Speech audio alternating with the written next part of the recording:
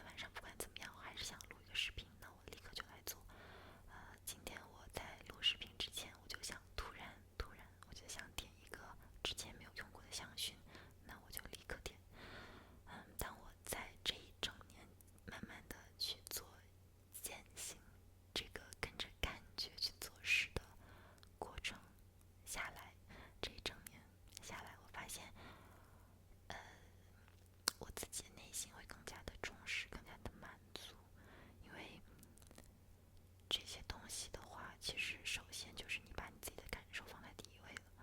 更加注重自己的感受。当你开始去注重自己的感受的时候，本身这件事情就会让自己满足，给自己很多很好，就是很充实的感觉。而且这个其实也是爱自己的一个方式，因为当然爱自己有很多嘛，比如说你要爱惜自己的身体呀，爱自己的一些别的方面，但其实最重要爱自己就是把自己的感受放在第一位，把自己当做一个孩子去养育。以前我会有时候会有点依赖别人去给我带来一些满足的感觉，那现在我发现当我在跟着我自己的感受去做一些事情的时候，慢慢我自己就已经能够满足我自己很多需求，满足我自己的内心的一些以前可能比较空虚的部分吧，一些感受。这个过程是非常非常好的，其实就有点类似于一个自我圆满的过程。当你自己更能够满足自己的需求的时候，那你的心里就会逐渐的圆满，这个时候你也会更加的平静，更加富有爱的力量。所以我觉得这个事儿呢，我会更多的去做，因为我现在还是会很多时候会把别人的感受放在我自己感受之上，但是我希望在这件事情上我能够越做越好，因为其实当你能够自己很好的照顾自己的感受的时候，你才能够去很好的照顾别人的感受。本来今天我是不想说这些的，因为我觉得这些东西需要总结一下再去跟大家说，所以刚才说的东西可能比较没有一个系统的输出吧，更多的就是一些随心所欲的说，但是随心所欲的一些表述。说到随心所欲的表述的话，大家会很喜。我一开始其实没有想到，就是这种单纯聊天的视频会受到大家的喜欢，因为我会觉得